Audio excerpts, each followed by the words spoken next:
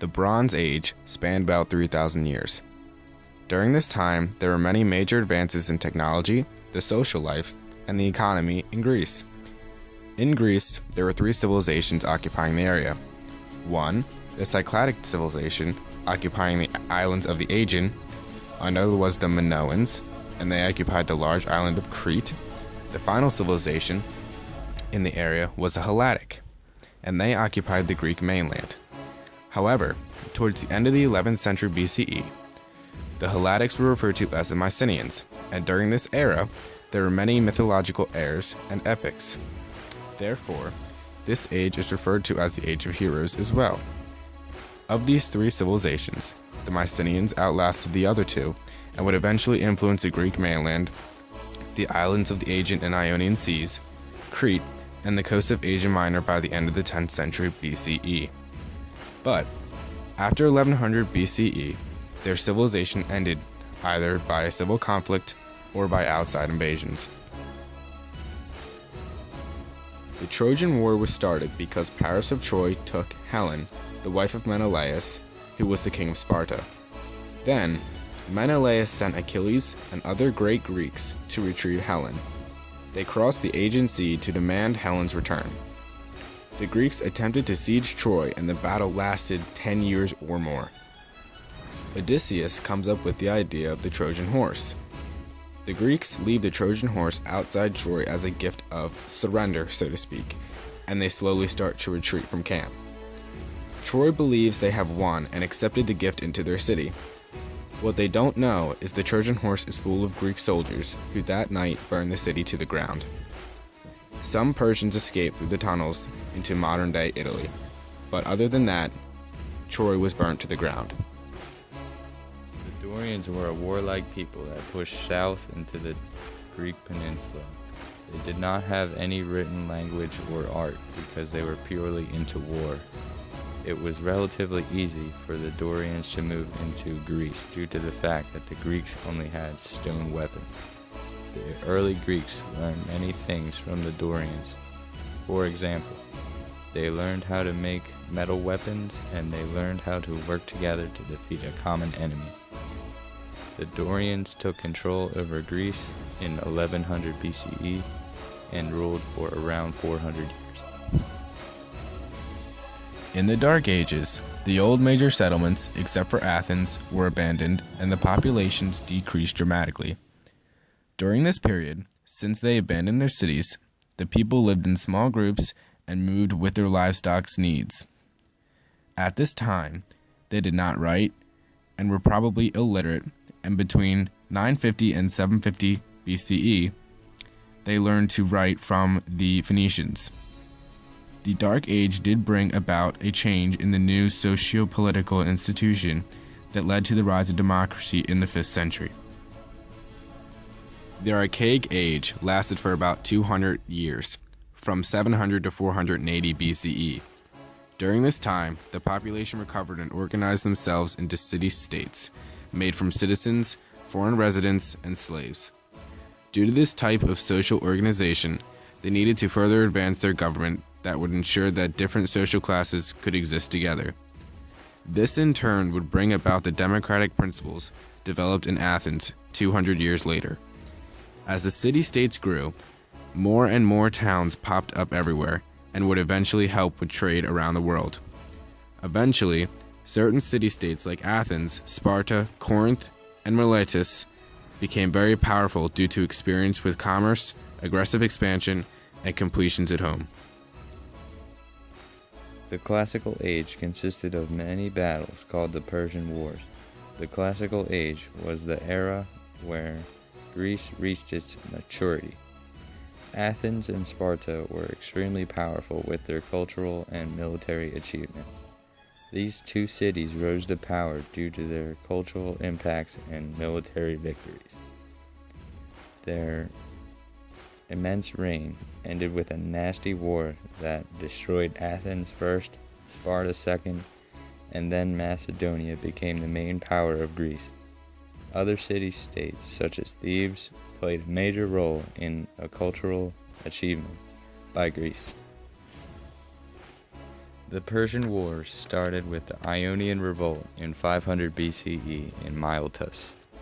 Historians believe that the cause of the revolt was due to the Greeks that were unsatisfied with Persian tyrants ruling in Greece. During the revolt, one of the first battles was the naval battle of Lade, and it occurred between Ionia and Persia. Persia, prior to the battle, felt uncertain of victory, so they asked some groups not to participate, but none did. The Persian attacks and the Samian fleet accepted Persia's offer to flee, and they left. Then the lines crumbled, resulting in an Ionian defeat. After this annihilation, Athens helps the Ionians. However, the Spartans did not participate due to a religious festival, and they could not get there in time. Infuriated by the Greeks helping in the revolt, the Persians attacked Athens at the Battle of Marathon. Darius, who was seeking revenge against the Athenians for their help in the Ionian revolt, decides to attack Athens. Darius sent troops to Marathon. The Athenians marched to Marathon and waited for the Persians. After 5 days, even though the Athenians were greatly outnumbered, they decided to attack. The hoplites in their phalanx formation proved itself by wiping out the larger Persian infantry. This caused the remaining Persians to fall back to Asia. Darius began to raise a huge new army to try again, but Egyptian city-states revolted, which postponed his plans of invading Greece again. After Darius died, his son, Xerxes, reformed an army to take on Greece again. Athenian generals sent Philippides, a professional runner, to ask the Spartans for help. Philippides ran from Marathon to Sparta over rocky terrain and mountains. When he made it to Sparta, they agreed to help, but not until the moon was full due to religious reasons. Philippides ran back to Athens to tell the generals that the Spartans could not help at this time. Disappointed and outnumbered, the Athenians launched a surprise attack and emerged victorious. Philippides is famous today for running the first marathon. Hoplites were citizen soldiers from Greece, and their infantry tactic was the phalanx formation. The main weapon was a 2.4 meter length sphere. The phalanx was a close-knit militaristic strategy where your shield covers a person to your left. In this formation, the Greeks wielded their shield in their left hand and their spear in their right hand. Xerxes launched his second attack to conquer Greece and was surprisingly stopped. His army was stopped by a small group of 300 Spartans and the allied Greeks and made their last stand against the thousands of Persians. The Greeks defended against the Spartans in a small narrow pass in the mountains. They used their phalanx formation and were successfully fighting and winning against the Persians.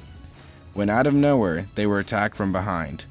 Leonidas, the Spartan leader, knew they had been betrayed.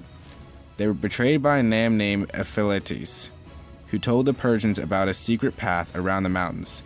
Ultimately, the Persians took control of the pass. In the Battle of Salamis, Xerxes pushed into Athens. He noticed no one was there and ordered his troops to burn it to the ground. This made him feel confident that Greece would never recover. As Xerxes pushed forward to the Strait of Salamis, he noticed that the smaller group of Greek warships decimated his entire fleet. The Greeks then followed up and pushed the Persians out of Athens. This Greek victory was so extravagant, no Persian army ever entered Europe again. The Peloponnesian War was a civil war between Sparta and Athens because after the Persian War, Athens was very boasty about their victory. Athens made the Delian Alliance, which wanted to keep fighting the Persians after the war. Sparta made the Peloponnesian League, which was an alliance with other city-states. Sparta won the war. However, there was no gain in anything. Athens was burned to the ground, taxes were high, and the economy tanked. Alexander the Great had the largest empire. He followed his father's footsteps to unite all the city-states, and any rebellion within the city-states was not kindly taken. In 335 BC, Alexander destroyed Thebes as punishment for their rebellion.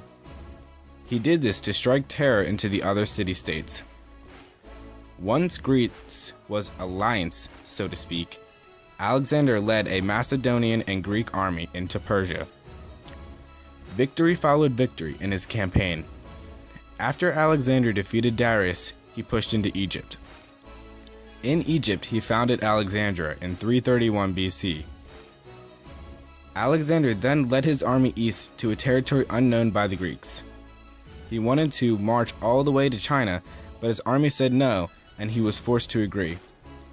Alexander's plans to conquer Arabia and Africa were prematurely ended by his death caused by heavy drinking and fever in 323 BCE. After Alexander died, this marked the beginning of the Hellenistic Age. Alexander left no apparent successors because his family bloodline was killed. Alexandria, which was forged by Alexander himself, quickly became an epicenter for culture and trade. Not only did Alexandria hold the tomb of Alexander, but also the Library of Alexandria, which hosted a large amount of knowledge that would later be used for records. Hellenistic Greece led to many successes in the fields of science and mathematics. The Hellenistic Age was not free of war. Beside all the accomplishments, Alexander the Great left such a huge empire, the Greeks couldn't keep up with it.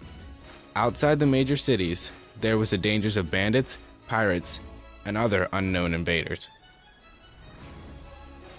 In 200 BCE, following the Roman defeat of Carthage, the Romans invaded Greece. This was unexpected to be successful due to the size of the Greek Empire. It was so large, nobody except for Alexander could rule with an iron fist. One by one, the Greek city-states fell to the force of Roman steel. By 146, Rome controlled all of mainland Greece. I don't want to do this anymore.